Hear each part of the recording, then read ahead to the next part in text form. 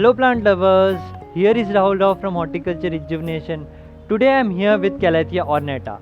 Calathea ornata belongs to Maranthaceae family. This exotic plant can bring a lot of aesthetic value to your home, and this plant can mesmerize you if you will plant in your home, but you have to care it right. Today I am gonna discuss this plant. For that you have to stay till the end.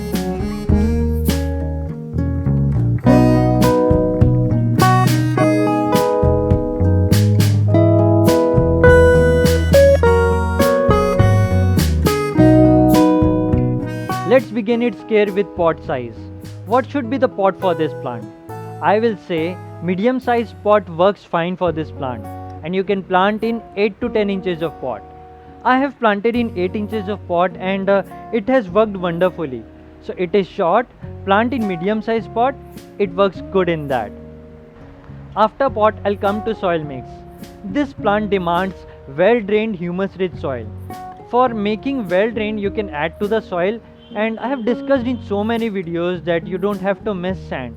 Sand plays an essential role when it comes to well drained soil. So do not miss sand. And for making humus rich, you can add dried leaves and stem to the soil. And this is one of the important parts that why you have to make humus rich. I will discuss in watering that why humus rich soils are important. For now, add dried leaves and stem and do not miss sand. After that, I'll come to sunlight. Sunlight is important for this plant. This plant requires at least 3 to 4 hours of indirect sunlight. This plant can struggle if you will keep in shade or if you will keep this plant in direct sunlight. So there are two things that you have to avoid. First, do not keep this plant in shade, and second, do not keep this plant in direct sunlight. You have to remember this. So you are understanding its sunlight condition. Nursery people can sell this plant by saying that this is an indoor plant, and you can read in blogs also.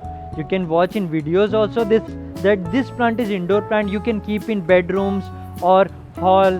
But for that you have to provide right amount of sunlight to this plant. So if you will provide right amount of sunlight to this plant will grow well. If not, this plant can die also. So you are understanding that. After that, I'll come to its watering. Calathea's watering is little tricky. I'll tell you how you have to water this plant. Whenever the soil will become 80 to 90% dry, you have to water. You have to water this plant before the soil gets completely dry. If you will follow this tip, you are really going to enjoy this plant. If you will not, you are going to struggle with this plant. How? This plant shows underwatering and overwatering symptoms. What are the overwatering symptoms? Whenever the tip of the leaf will become dry, this plant is getting overwatered. You have to observe that. And whenever the edges of the leaves become dry, you are underwatering. And one more thing, curling of the leaves is also the sign of overwatering. This plant will go into dormancy when temperature will drop below 15 degrees Celsius. And during that period, you have to let the soil dry completely.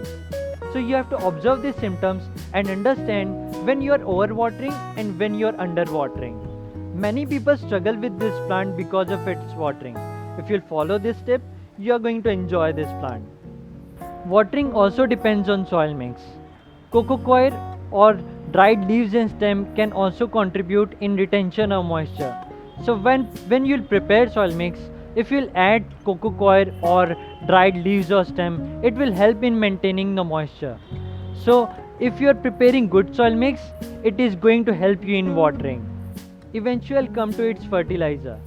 You can fertilize this plant with Growmore, vermicompost, mixed fertilizer.